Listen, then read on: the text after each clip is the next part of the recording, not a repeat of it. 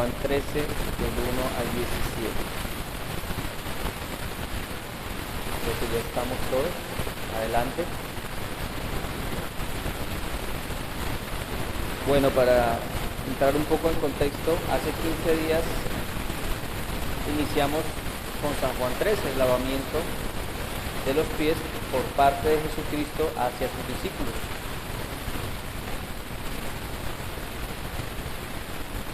Y este capítulo, este inicio de capítulo, podríamos decir, este trozo de la escritura, pues inevitablemente nos está hablando del servicio. Y el mayor servicio que nos pudo haber prestado, o que nos pudieron haber prestado, vino de parte de Jesucristo. Y esta semana yo me podía pensar, esta semana que pasó, una semana muy hermosa, porque tuvimos, y digo tuvimos porque todos nosotros tuvimos la oportunidad de servir. Y a propósito, muchas gracias a todos ustedes que de una u otra manera sirvieron a todos sus hermanos de Estados Unidos. Se fueron muy contentos, de verdad. Estaban gozosos por cómo ustedes los habían atendido, el amor, el empeño que pusieron para que ellos estuvieran bien. Gracias a las personas que cocinaron, gracias a las personas que de una u otra forma han votado para ellos. Esto es el Evangelio, mis hermanos, esto es la vida cristiana, en servir. Fíjense cómo terminó la lectura de San Marcos. Yo vine para servir. Es mejor servir que ser servido. En el servicio encontramos gozo. Si usted no haya gozo en el servicio, hay algo que está pasando en su vida. Tiene que reevaluar sus prioridades. Pero miren el ejemplo que el Señor nos da. Es el gran ejemplo, y el gran ejemplo fue morir en la cruz del Calvario. A través de ese sacrificio, a través de ese servicio, nosotros podemos tener entrada al cielo.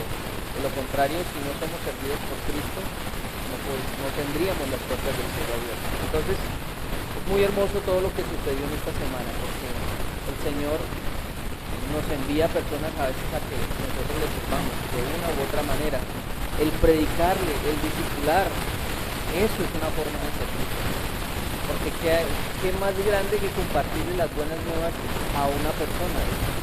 Mejor servicio que usted puede rendir aquí. Dios no quiere de usted su plata ni su oro, no. Él quiere que usted sirva por medio de la predicación de las buenas nuevas del Evangelio.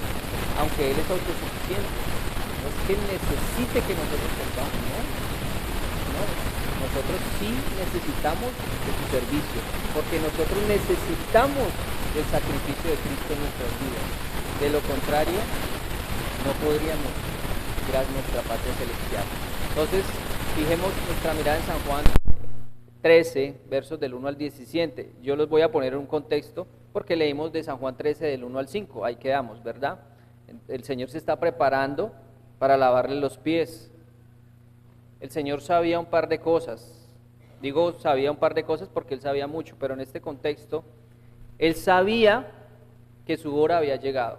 Es decir, sabiendo el Señor que su hora había llegado, es decir, que su muerte de cruz lo esperaba, estas cosas, estos pensamientos que para nosotros pueden ser perturbadores, porque si a ustedes les dicen que los van a matar el día de mañana, yo creo que usted vive o cambia sus prioridades o cambia su manera de vivir, es decir, hay un vuelco en su vida, ¿verdad? Pero el Señor seguía haciendo lo que tenía que hacer, seguía su misión de compartir el Evangelio, de discipular, porque vemos de que de aquí en adelante, del capítulo 13 al capítulo 17 de San Juan, ya es un discipulado más cercano solo con sus seres cercanos, solo con sus discípulos, y les empieza a hablar al corazón y les empieza a decir todo lo que habría de venir. Entonces Él sabía que su hora había llegado, su muerte de cruz le esperaba. Esto no fue impedimento para seguir enseñando. Esto no le impidió o fue estorboso. Es decir, el conocimiento sobre su muerte no le estorbó para seguir haciendo la misión a la que fue enviado. Él vino a buscar a los suyos, a los que se le habían perdido. Él dijo, arrepiéntanse, el reino del Señor se ha acercado. También nos dice la Escritura que en el verso 3, además Jesucristo sabía que o de dónde había venido. Él sabía cuál misión había sido enviado, sabía de dónde provenía y hacia dónde se dirigía. Amigo y hermano, sea cual sea su preocupación, su problema, su dilema, su dificultad, es deber del cristiano saber que hay un llamamiento grande por el cual nos fue dada la vida eterna. Y cualquier menester, es decir, cualquier falta de algo, no debe ser distractor para discipular, para enseñar la palabra. A veces los problemas o las dificultades nos sacan del rumbo, es decir, nos sacan del camino, de lo que debemos hacer. Los afanes de la vida nos quitan de compartir, de discipular, de lo que debemos hacer. Pero no es así. La palabra nos dice que a veces hay turbaciones, que a veces hay problemas, pero debemos seguir adelante. Esto no debe ser impedimento. Aún en peligro de muerte, Cristo nos da ejemplo de seguir extendiendo el reino de Dios y su justicia. Porque es que nosotros también, si nos llamamos cristianos, sabemos de dónde venimos, para qué estamos aquí y cuál es nuestra patria celestial, lo que está por venir. Si usted, amigo, el día de hoy se pregunta de dónde ha venido, cuál es su misión, qué le depara después de la muerte, o si es nihilista, ¿qué es un nihilista? Es una persona que no cree en nada, es decir, que piensa que después de la muerte no hay nada.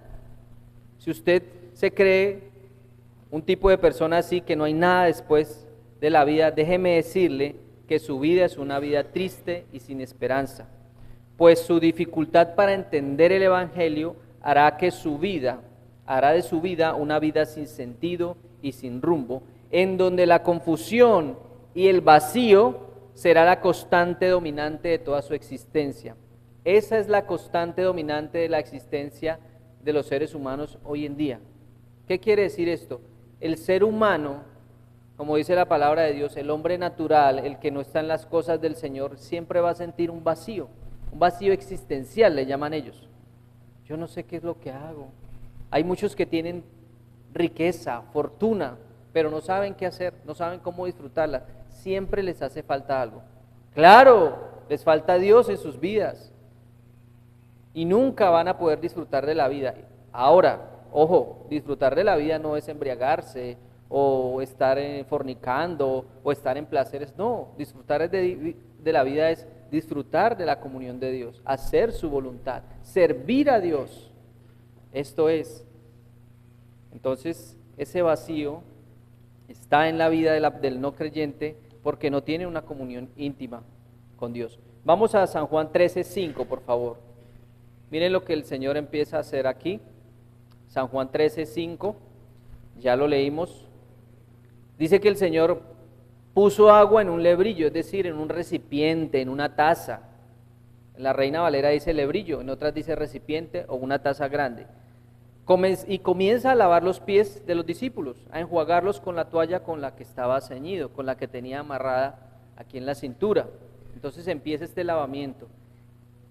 Esto es una posición muy degradante, porque si ustedes se dan cuenta, la posición para lavar los pies de una persona, para lavarle los pies de una persona es una posición baja. Es decir, tiene que estar de rodillas o tiene que estar por debajo de la persona. Entonces esto significa como humillación, esto significa como arrastrarse. Y el Señor se pone en esa condición. Muchos se escandalizarían de decir, uy, el Señor Todopoderoso arrastrándose. Uy, no, porque esta fue la idea que tuvo Pedro. Uy, Señor, ¿tú me vas a lavar los pies? No. Claro, a veces nuestros sentimientos nos juegan malas pasadas porque pensamos, podría decirse, con el corazón, pero no con la razón. Entonces, según Lucas, este contexto o lugar de los hechos se presenta en el momento en donde los discípulos discuten sobre cuál sería el primero de ellos. Recuerden también lo que vimos ahorita en Marcos. Empiezan a decir, Señor, ¿quién va a ser el primero en el reino de los cielos? Es decir, querían sobresalir. Y el Señor utiliza estas frases, estos argumentos que ellos están dando para introducir su enseñanza.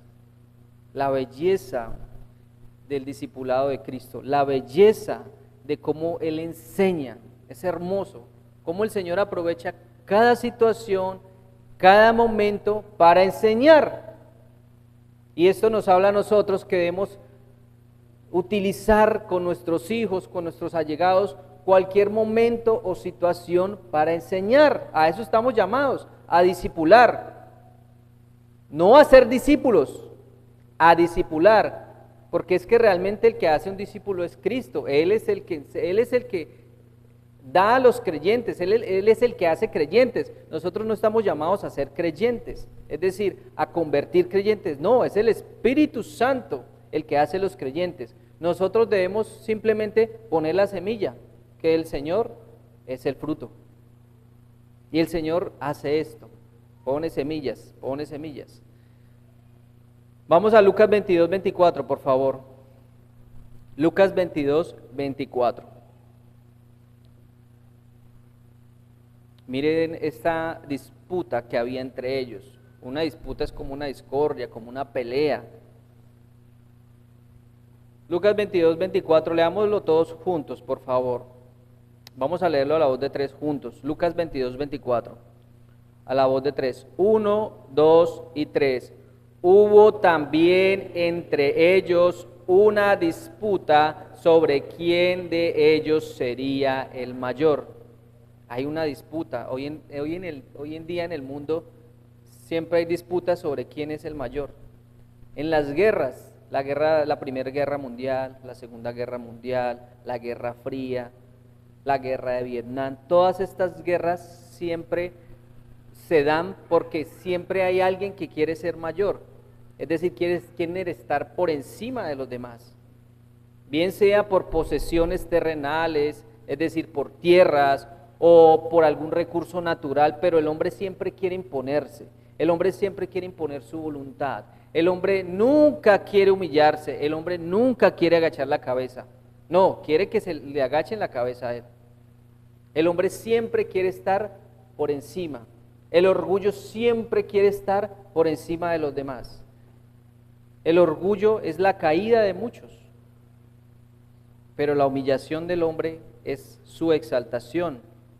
Entonces, ¿qué sucede con esta situación? ¿Qué sucede con esta disputa que están teniendo ellos? Y eso que ellos eran seguidores de Cristo, ellos lo habían escuchado, muchas veces ya, habían escuchado sus enseñanzas, pero aún no entendían realmente lo que era el servicio. El Señor ve esta disputa y la ve como una oportunidad, ve una oportunidad. Tanta gente necesitada, nuestros hijos necesitados de la palabra de Dios, nuestros hijos a veces en ocasiones rebeldes. No lo vea usted como un problema, véalo como una oportunidad para enseñar, porque hay una oportunidad, sea cual sea la necesidad crea oportunidades. Mire, cuando hubo, por ejemplo, la crisis del COVID-19, muchos se beneficiaron de esa oportunidad. Claro, fue una enfermedad y muchos se beneficiaron de esa enfermedad. Y claro, muchos de mala manera. Por ejemplo, los que hacían tapabocas se vieron beneficiados porque hubo una oportunidad y la aprovecharon. ¿Qué hicieron? Un tapabocas que valía 300 pesos, después valía 1.500, 2.000 pesos. Es decir, vieron una oportunidad y la aprovecharon. Ahora, nosotros pongámoslo en los términos del Evangelio, hay oportunidades de predicar a nuestros hijos, hay oportunidades de predicar a los demás, a nuestras esposas, y en esas oportunidades a veces se presentan como problemas, pero no lo veamos como un problema, veámoslo como una oportunidad de compartir las buenas nuevas. Entonces, ¿qué pasa con esta disputa? Esto da pie al Señor Jesús para en su enseñanza. El Señor empieza a ver y a decir, bueno, estos están diciendo quién es el mayor y quién es el menor. El Señor introduce esta enseñanza del lavatorio de los pies, que solo se encuentra en San Juan, a propósito, y les va a enseñar realmente cuál es el verdadero servicio. Y se pone como ejemplo para decir, mire, yo he venido a servir, y esta es la forma en que yo les sirvo, a través de un acto simbólico de lavamiento de los pies. Es algo simbólico, no es algo para que lo repitamos, no es algo para que cada 15 días, cada año, hagan una fila acá y yo, venga mi hermano que le va a lavar los pies.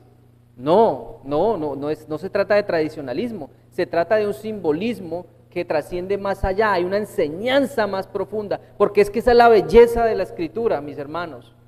Nosotros podemos pasar por un pasaje y podemos ver una enseñanza, pero si leemos y comparamos con otros pasajes, si lo cotejamos, podemos indagar más, podemos profundizar más. No que un pasaje tenga muchos significados, sino que tiene significados más profundos. Entonces el Señor le enseña, como un gran maestro, como el gran discipulador de discipuladores, como el gran enseñador de enseñadores, el Señor no desaprovecha ocasión para enseñar. Es de resaltar que la Escritura nos dice en Deuteronomio 6, ¿recuerdan? Deuteronomio 6 dice, y la repetirás a tus hijos y hablarás de ellas estando en tu casa, andando por el camino, andando por la chagra, cruzando el río, al acostarte, cuando te levantes, cuando recojas yuca, cuando recojas maíz, cuando recojas, etcétera, etcétera. Cualquier momento es adecuado para enseñar. Cualquier momento es adecuado para dar a entender las buenas noticias del Evangelio. En cualquier momento.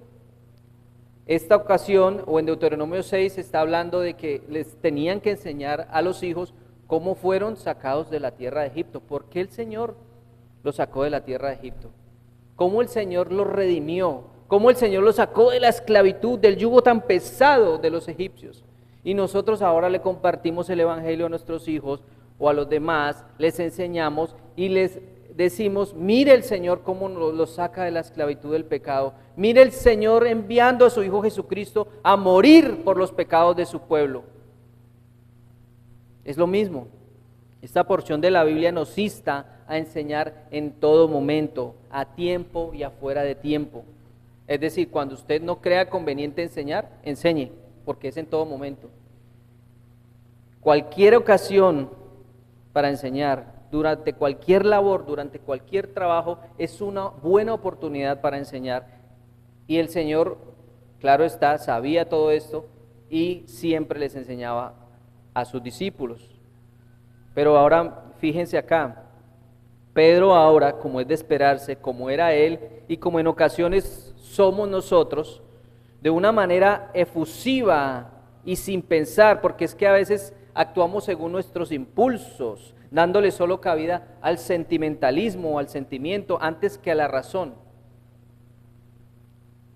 Ahora, los sentimientos o la efusividad no es que sean en sí malos, lo que pasa es que tienen que estar atados a la Escritura, a lo que usted crea.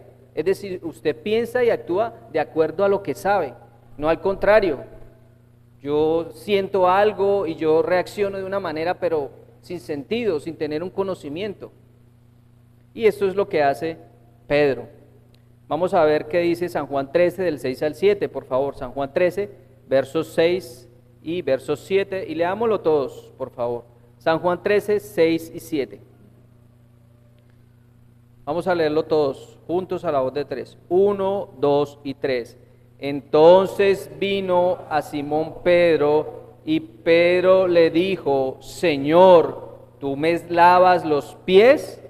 Respondió Jesús y le dijo, lo que yo hago tú no lo comprendes ahora, mas lo entenderás después.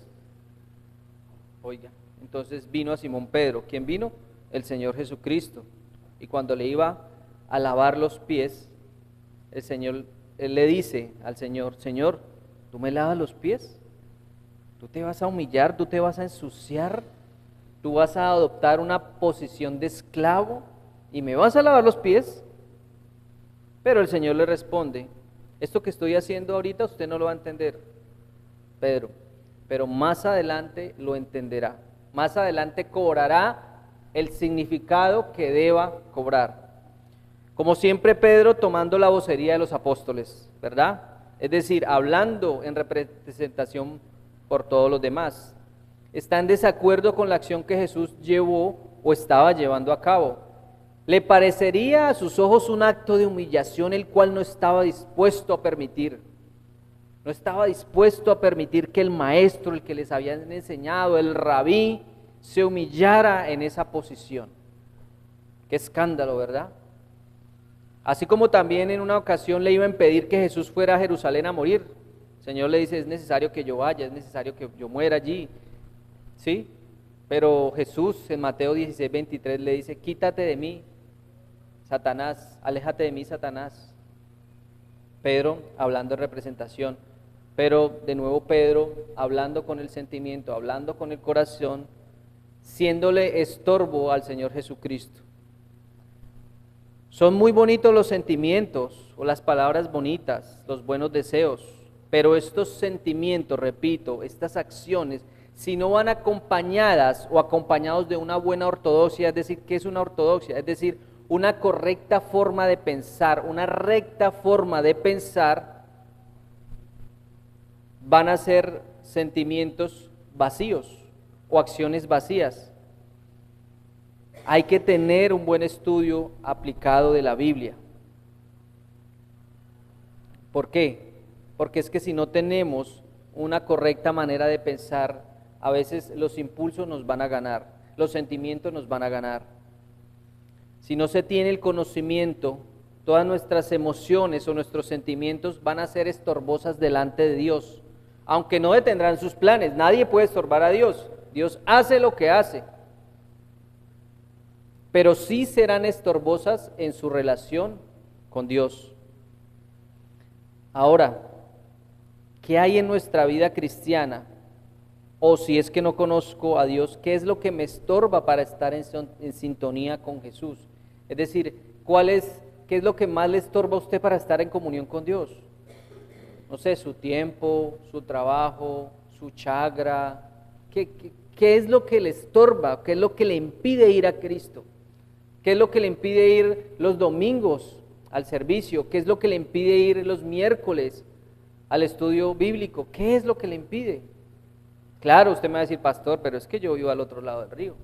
Pastor, pero es que a mí me queda muy difícil. Claro que sí, lo entiendo. Pero es que la vida al servicio de Cristo es una vida de sacrificio, es una vida de servicio. Y todo lo bueno vale. A Cristo le valió su vida, dio su vida, lo más preciado. Al Padre le costó su Hijo, lo más preciado, y no lo escatimó, lo dio por nosotros. Y como dice el himno, Él nos ha dado todo, nosotros quedamos por Él. Es que si usted le presenta su vida a sacrificio a Cristo, en servicio a Él, es porque su vida le pertenece. Usted fue creado para darle gloria a Dios, para servirle a Dios. Y créame que el Señor le da bendiciones por esto. Él lo hace, pero tenemos que estar dispuestos a vivir para Él. Entonces, ¿qué hay en nuestra vida cristiana? ¿Qué es lo que me estorba para estar en sintonía, en comunión con Dios? Puede decir conocerle, pero hace y dice cosas que a Él no le agradan. Es necesario ir a la Biblia para saber realmente cuál es la buena voluntad santa y agradable de Dios. Es vital tener al Espíritu Santo morando en nosotros para ser iluminados con su verdad y así hacer lo que es recto delante de Dios. Si no, solo seremos el Pedro de ese entonces, con buenas intenciones, pero sin conocimiento de la voluntad de Dios. Porque en ese momento Pedro, aunque el Señor le había dicho que iba a morir, aunque sabía el plan de Dios, todavía no lo entendía, no conocía realmente la voluntad de Dios. Claro, aún no había venido sobre ellos el Espíritu Santo, que le revelaría toda la verdad. Entonces el Señor le dice que no comprendería en ese entonces lo que estaba sucediendo, pues el Espíritu Santo, como lo dije anteriormente, no descendería todavía aún sobre Pedro. Solo el Espíritu Santo, solo el nuevo nacimiento nos permite discernir la Biblia, y solo la Biblia escudriña nuestras vidas al punto de ser atravesados por ella, otorgándonos conocimiento de la verdad de Dios. Ahora, ¿qué dice Pedro? Sigamos, San Juan 13, 8 y 9. San Juan 13, 8 y 9. Vamos a leerlo todos juntos, por favor. San Juan 13, versos 8 y 9 a la voz de 3. 1, 2 y 3. Pedro le dijo: no me lavarás los pies jamás. Jesús le respondió: si no te lavare, no tendrás parte conmigo. Le dijo Simón Pedro: Señor, no solo mis pies, sino también las manos y la cabeza. Pedro sigue sin entender. Y muy seguramente nosotros en esa situación tampoco entenderíamos. ¿Cómo así que el maestro, que el rabí, que el Señor me va a venir a mí a lavar los pies? Es decir, solo estamos viendo esa acción, es decir, solo estamos viendo la señal, no estamos viendo lo que hay detrás de esto. Y para saber o para conocer o para entender las verdades de Dios tenemos que sumergirnos en la palabra, tenemos que tener el conocimiento adecuado, si no, solamente van a ser señales vacías. Llámese, si ponemos el ejemplo del bautizo, vemos el bautismo como una señal que apunta a algo más grande, como una señal muy profunda. No solo se queda en echarles agua a los niños o a las personas, no, hay algo más trascendente detrás de eso, es decir, hay una realidad espiritual detrás de ello. Eso es lo que el Señor les estaba tratando de decir con esto que estaba haciendo de lavarle los pies. Pero Pedro dice, otra vez de nuevo Pedro, el mismo Pedro que le cortaría la oreja al soldado romano: no me lavarás los pies jamás. Otra vez el Señor le responde a Pedro: si no te lavare, no tendrás parte conmigo. Y Pedro dice: bueno, entonces láveme también las manos, la cabeza, todo. Pedro, con más palabras apresuradas, palabras cautivas del sentimiento y la emoción, más que de conocimiento, hace esta aclaración. Mis hermanos, no seamos presas de la emoción y el sentimiento. Como les digo, no es que sean malas, porque nosotros somos seres que sentimos, somos seres evolutivos, somos seres que tenemos emociones. No digo eso, no es que sean malas, pero deben ser guiadas bajo la supervisión de la Biblia. Es decir, debe haber un buen conocimiento para que haya una buena emoción, para que haya una buena práctica, pero todo esto enfocado en la palabra de Dios. Y las tres se entrelazan. Entonces, miren aquí. Cuando yo empecé a hacer estos sermones, yo dije, bueno, muy seguramente van a salir 2 o 3 sermones de esta lectura de San Juan 13, del 1 al 17, del lavatorio de los pies por parte del Señor Jesucristo. Y hay algo que me cautivó. Siempre hay una frase que lo cautiva a uno más, ¿no? Que le llama a uno más la atención. Toda la escritura es hermosa, pero hay frases que te llegan y que te marcan y que te llegan al corazón. Dice, bueno, he aquí una declaración vital y según mi modesto parecer muy importante. Cuando el Señor le responde a Pedro: si no te lavare, no tendrás parte conmigo. Pedro no sabía lo que hablaba. No, Señor, no quiero que me laves. Es como si Pedro le estuviera diciendo: Señor, no quiero tener parte contigo. Estaba haciendo una declaración muy fuerte. Es como si yo dijera: no, Señor, no quiero ser cristiano, o no quiero ser purificado por la sangre que tú derramaste. Señor, no quiero aceptar la cruz, no quiero aceptar tu sacrificio. Y miren lo misericordioso que es el Señor. El Señor sabía que él no entendía. El Señor tiene misericordia de él. Si no te lavare, no tendrás parte conmigo, Pedro. Si yo no te lavo los pies, tú no serás parte de mi cuerpo. Si no te lavo, tú no serás parte de mi pueblo. Increíble. Nosotros también a veces afirmamos cosas por causa de nuestro orgullo, palabras vanas o palabras que decimos, y a veces las decimos y recordamos esas palabras. ¿Yo qué estaba diciendo? ¿Por qué estaba diciendo eso? Señor, perdóname. Entonces yo quiero hacer un alto y detenerme aquí. Se fijan que el Señor, en otras palabras, le dice: si no te sirvo, no podrás servirme. O si no te lavo con mi sacrificio perfecto en la cruz, no serás salvo. Si no te lavo y te purifico, no serás parte de mi cuerpo, Pedro, de mi iglesia. Así como el bautismo es una señal que apunta a algo más grande, le repito, una realidad espiritual la cual es más trascendente, más profunda, la cual es un nuevo nacimiento, una adopción, una nueva creación, somos injertados al cuerpo de Cristo. Este lavamiento simboliza una realidad mucho más grande, más trascendente, más profunda de lo que es el mismo acto. No es solo un acto de lavar los pies, no, es algo más. No para que lo repitamos como le decía anteriormente literalmente ni tradicionalmente, no.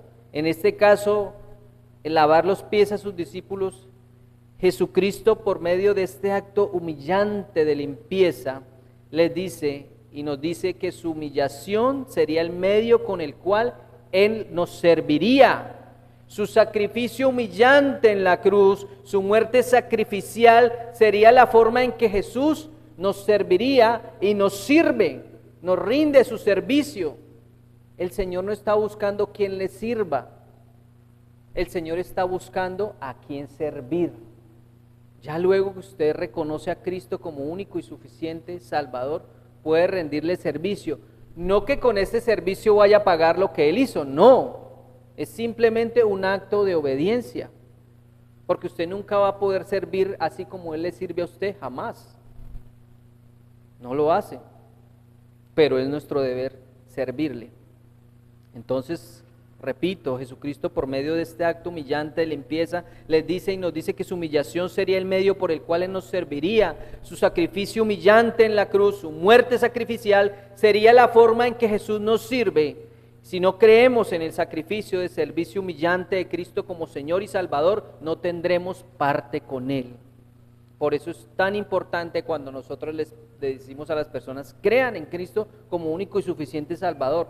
Hay una realidad más trascendente, hay una realidad más profunda que solo el acto de decir, sí creo, no creo. ¿Recuerdan lo que les decía en sermones pasados? Usted puede tomar a cualquier persona, y más aquí en Colombia, y le pueden decir que si creen en Dios y van a decir que sí. Es muy poco el ateo confeso que va a decir, no creo en Dios. Claro, de que los hay. Pero esas personas que dicen que sí creen y su vida anda totalmente alejada de Dios, simplemente son ateos prácticos, no confesionales. Es decir, no lo dicen con sus labios, pero en su práctica son ateos. Entonces el creer en Cristo como único y suficiente Salvador es una realidad más profunda. Es decir, mi vida está enmarcada en acciones, ¿verdad?, que revelen mi fe. Es decir, lo que yo creo debe verse reflejado en mi vida, en mis sentimientos, en mis emociones. Si no creemos en su sacrificio, no seremos salvos. Repito de nuevo, no seremos parte de su cuerpo.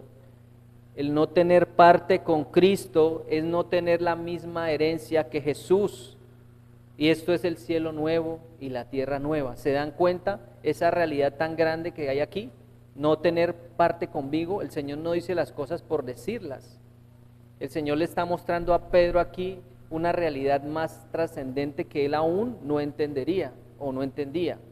¿A causa de qué? De la falta de conocimiento.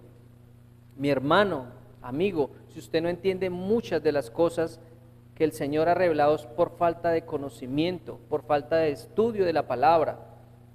Nosotros no nos podemos dar el lujo de no leer la palabra. Nosotros no nos podemos dar el lujo de que pasen 7 días a la semana y solo vaya a la palabra los domingos.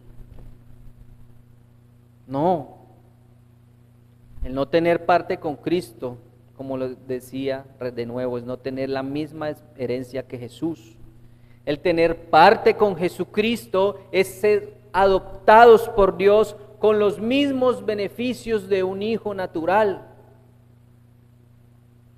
Esto simbolizaba algo más, simbolizaba un acto de limpieza, un acto de purificación espiritual. Es una realidad espiritual lo que está mostrando Jesucristo al lavarles los pies. Es un acto de humillación, es un acto de lavamiento. Pero es algo más trascendente, es una realidad espiritual la que les está mostrando. Mis hermanos, dice San Juan 1:7, no lo busquen, pero si andamos en luz, como Él está en luz, tenemos comunión unos con otros, y la sangre de Jesucristo, su Hijo, nos limpia de todo pecado. A no ser que el Cordero de Dios, Jesús, limpie y purifique a una persona de pecado, lo cual ilustra a la perfección el simbolismo del lavamiento físico, esa persona, ese hombre, esa mujer no puede tener parte con Él. Solo la sangre del Cordero quita las manchas que el agua no quita. Si te lavas con tus propias obras, no serás limpio. Es necesario ser limpiados de toda maldad con la sangre preciosa de Jesucristo. Solo la sangre de Cristo quita lo que el pecado manchó. Ahora de nuevo, vamos por favor a San Juan 13, verso 10. Ahora viene de nuevo la respuesta amorosa de Jesús ante el impulsivo Pedro, aún guiado por su emoción, aún guiado por su efusividad. Mire lo que dice el Señor Jesucristo. San Juan 10, 13, 10. Leámoslo todos juntos, por favor, a la voz de 3. 1, 2, 3. Jesús le dijo: el que está lavado no necesita sino lavarse los pies, pues está todo limpio, y vosotros limpios estáis, aunque no todos.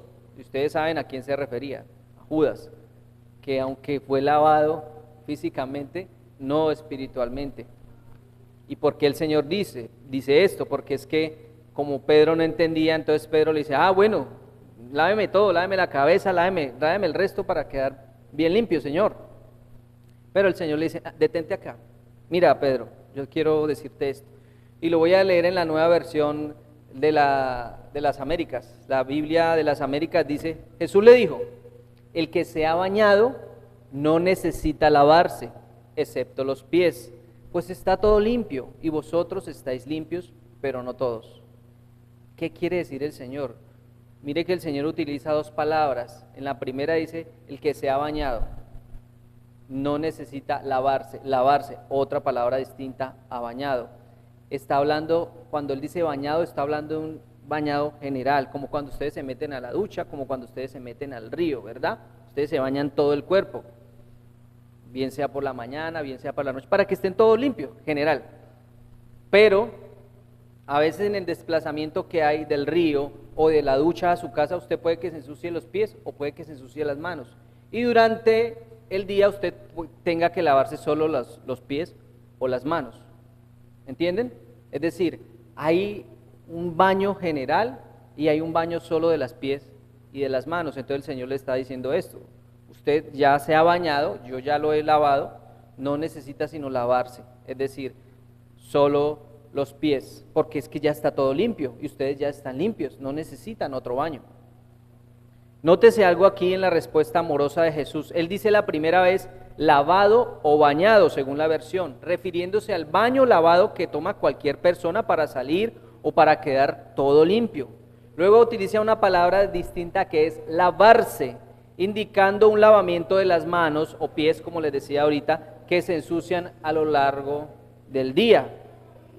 Es decir, lavado, bañado, en ese sentido completo, está para expresar la palabra aquí cuidadosamente, quiere decir lavar como un baño, y después dice no necesita ser lavado, sino que se lave los pies, no necesita otra cosa que lavarse, sino solo los pies. La obra perfecta y limpiadora de salvación de Jesucristo en la cruz fue perfecta, hecha una vez y para siempre, es decir, no necesita repetirse, así como el baño que ya le habían hecho en los pies no necesitaba repetirse porque ya estaban todos bañados. La obra de Cristo en la cruz no necesita repetirse, fue una sola vez y para siempre, así como el bautizo no necesita repetirse, es una sola vez y para siempre. Porque es que Hebreos 10:14 dice: porque con una sola ofrenda hizo perfectos para siempre a los santificados. Una sola vez, un solo baño. La expiación ya ha sido completada. Todos los que hemos sido justificados por la sangre de Cristo, por su gracia hemos sido limpiados. Pero claro, necesitamos lavamiento constante por la obra del Espíritu Santo. Por eso el Señor le dice, le repito, usted ya se ha bañado, es decir, usted ya ha sido justificado, usted ya ha sido limpiado por la sangre del Cordero. Eso es lo que yo voy a hacer en la cruz, una sola vez y no más. Ya está todo limpio, pero Él dice, no necesita sino lavarse los pies. Es decir, cuando nosotros creemos en la obra de Cristo, ya somos santos, el Señor nos ha apartado, pero hay un proceso de santificación, donde día tras día necesitamos ser lavados y ser limpiados por medio de su palabra. Eso es lo que el Señor le estaba diciendo. Por su gracia hemos sido limpiados, pero necesitamos lavamiento constante por la obra del Espíritu Santo a través de la palabra de Dios. ¿Sí se fijan por qué es tan importante la palabra de Dios? Porque es que a través de la palabra de Dios, día tras día, somos limpiados. Eso le dice a sus apóstoles, ya vosotros estáis limpios por la palabra que os he hablado. Pues la palabra nos limpia. Estar expuestos a la Biblia intencionalmente nos limpia. No es que nos limpie el pecado original, no, eso lo hizo la muerte de Cristo, no. Simplemente día tras día vamos siendo limpiados. Eso se llama santificación progresiva. Ya se nos ha imputado la justicia de Jesucristo, pero aún nos quedan batallas por pelear y a través de esas batallas somos santificados, lavados progresivamente. Vamos a Filipenses 3:12, por favor. Filipenses 3:12.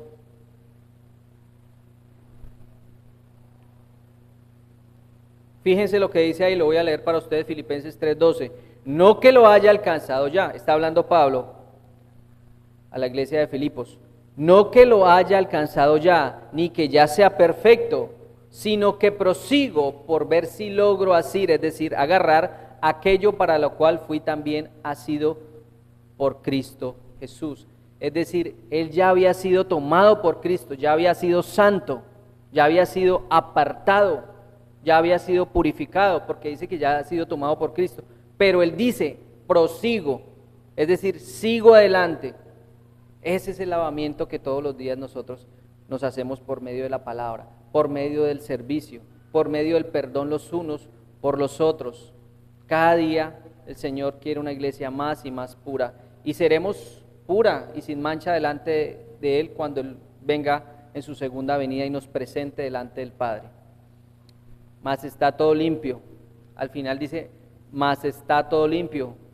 Dice un comentario de James Fawcett Brown, esta declaración es singularmente instructiva de las dos limpiezas. La una indica aquella que se realiza al comienzo de la vida cristiana, que incluye la completa absolución del pecado como estado de culpable y la entera liberación de él como una vida manchada. Es decir, cuando nosotros creemos en Cristo como único y suficiente Salvador, somos justificados, somos regenerados, somos adoptados, ya cambiamos nuestro estado de culpable a inocente.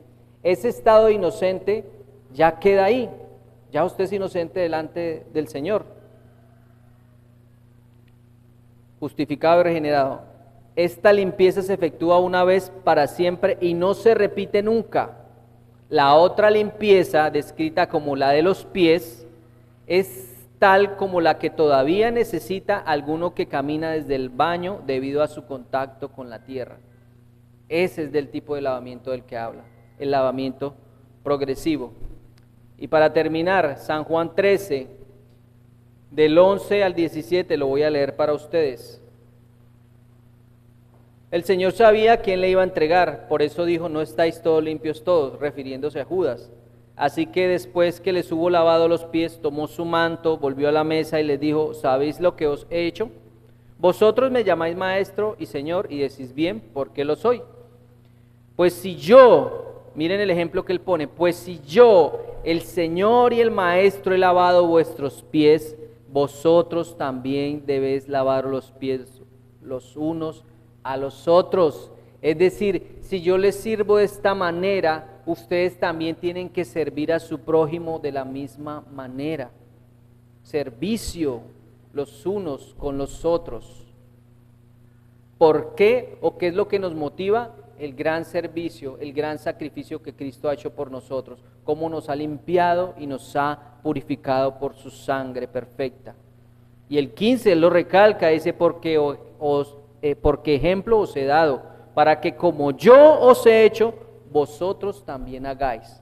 Y todo esto empezó, ¿por qué? Porque ellos estaban en una disputa diciendo quién es el mayor o quién es el menor. Y el Señor les está enseñando realmente quién es el mayor en el reino de los cielos. El que se humilla es el mayor en el reino de los cielos. El que sirve al otro es el mayor en el reino de los cielos. De cierto os digo, el siervo no es mayor que su señor, ni el enviado es mayor que el que le envió. Si saben estas cosas, bienaventurados son si las hiciereis. No se trata solo de saber las cosas, se trata de practicarlas. No se trata de decir, uy Señor, me has servido, me has purificado, gracias por tu servicio y no sirvo a los demás. No. Entonces miren el ejemplo, miren el patrón que el Señor da. ¿Cuál era el propósito? El propósito de Jesús con esta acción era establecer el modelo perfecto de humildad y de amor. Modelo perfecto de humildad y amor, el cual nosotros debemos seguir. Y el Señor al final dice, bienaventurados los que las hagan. Bienaventurados, el gozo siempre se vincula con la obediencia a la palabra revelada de Dios. Es decir, nosotros debemos llegar al punto de, y debe ser así, de que debe ser un gozo obedecer al Señor, un gozo servirle, un gozo servir al hermano. El Señor dice en Colosenses 3:23, y está en el boletín, y por eso está en el boletín, y todo lo que hagáis, hacedlo de corazón como para el Señor y no para los hombres. Toda la vida de Jesús es un ejemplo claro para nuestras vidas. Jesús se humilló hasta lo sumo en obediencia. Ese acto de humillación que estaba haciendo Jesús mostraba una realidad más profunda. ¿Cuál? Que Jesús vino y se hizo hombre, y el solo hecho de hacerse hombre ya fue una humillación, porque Él es Dios. Y el solo hecho de morir en la cruz ya es una humillación, y con ese acto de humillación nos purificó y nos sirvió. Él se humilló hasta lo sumo en obediencia, en sacrificio, en servicio, en aflicción, para luego ser exaltado. No tengamos este ejemplo de Jesús en vano, que no sea un ejemplo en vano. No despreciemos el servicio de Jesús en nuestras vidas. No pisoteemos su sangre bendita. Que este ejemplo, al final de nuestros días, no sea el que nos condene y nos aleje de Él, y luego seamos humillados por querer ser exaltados. Y que al final de los tiempos, cuando el Señor Jesús vuelva, no nos diga, apártense de mí, ustedes no tienen parte conmigo. Ustedes tienen parte con los hijos de desobediencia. Aquellos quienes no fueron lavados, purificados con la sangre preciosa del Cordero. Amén. Oremos.